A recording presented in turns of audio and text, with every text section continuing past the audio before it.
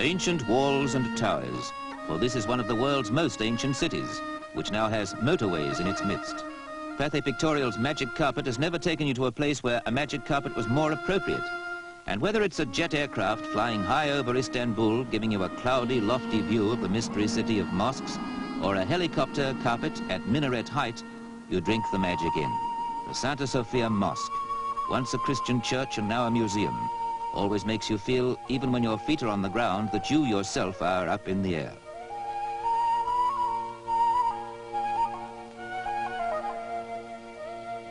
The Golden Horn and the Galata Bridge, where at ferryboat level, they say, you'll meet everyone in the world who deserves to be called a human being, which seems unfair because here it's a man's world.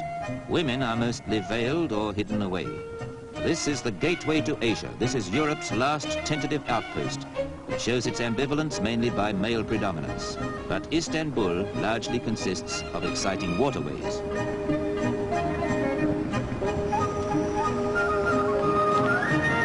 This Galata Bridge is Istanbul. People and mystery and manual labor. Here on the porters' backs, you can analyze life halfway between east and west.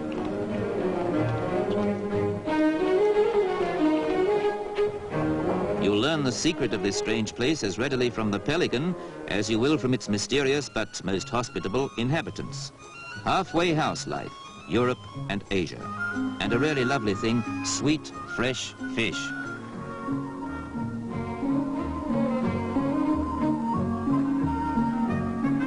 Fish from the Bosphorus, and the custom here is to grill it on charcoal. It's a custom that should spread because it's delicious. A curbside barbecue, conceived in the east and happily moving west.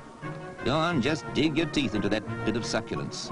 Or to savor the subtle flavors of the Orient, buy a bread ring and see how different and delightful it tastes. If you're anybody here, you have your shoes shined. They're dusty in 10 minutes' time, but you do it because you're floating on air most of the time in a city that's a million different places, itself split between two continents with only ferry boats threading it across that narrow, exciting waterway that divides us from Asia and dramatically links Russia and the Black Sea with the Mediterranean and the world at large. This waterway, among other things, is a city street with local transport.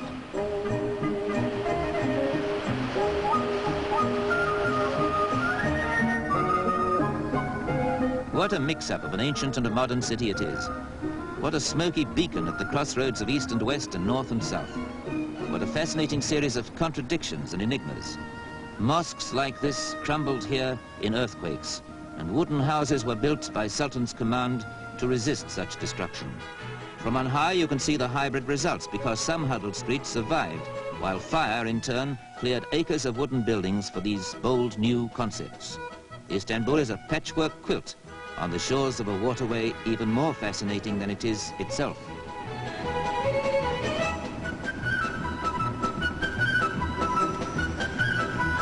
We are cruising now on the Bosphorus. The Dolmabahce Palace, the summer residence of generations of proud sultans, but more particularly the last view you'll get of the continent that cradled civilization, because half a mile across the water, it is Europe no more. See the walls they built round the last bastion, Byzantium, later to be Constantinople. The Roman Empire's capital, now Istanbul, a city that is more eternal than Rome itself, which though changing, keeps its origins and its essence intact as it grows.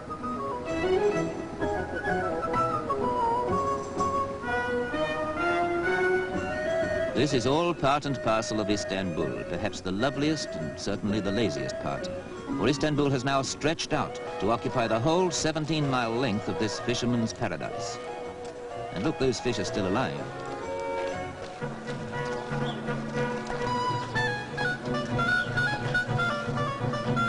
Here you buy blue fish or the famous Bosphorus swordfish slices, and a boy brings round coffee for you as you talk with a stallholder or haggle over the price. The same as in the bazaars. Good, strong Turkish coffee, as sweet as those fresh-caught fish are themselves. You'll also find round here that any old tin will serve as a barbecue.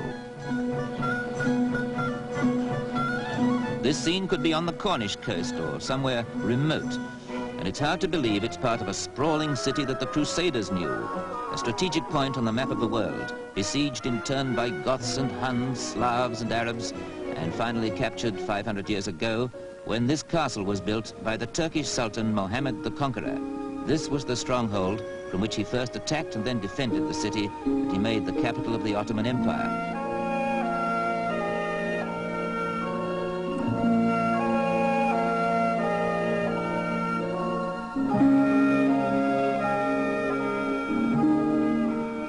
You keep thinking this narrow sea is a river, forgetting it's the frontier between continents, and that the far bank is a land mass stretching to India, Burma, China, and the Pacific Ocean. There's another castle on the Asiatic side, more elegant houses and the sleepy feeling you still get in the south of France. Glide into this haven of peace in the very outskirts of a crowded city.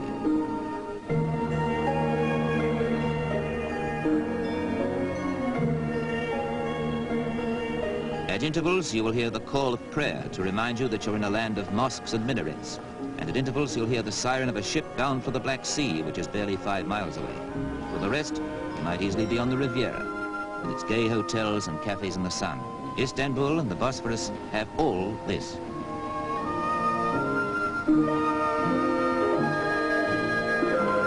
Istanbul and the Bosphorus have mystery too, inscrutable, age-old mystery, somehow symbolized by the Hubble bubble pipe. You order one at any restaurant, a glowing charcoal chip perched over the tobacco to keep it alight. You smoke and dream and contemplate, and the smoke is as wispy blue as the Blue Mosque, which with its 6 minarets is of all things the essence of this exciting place. There's no need to say any more about Istanbul. Imagination can do the rest.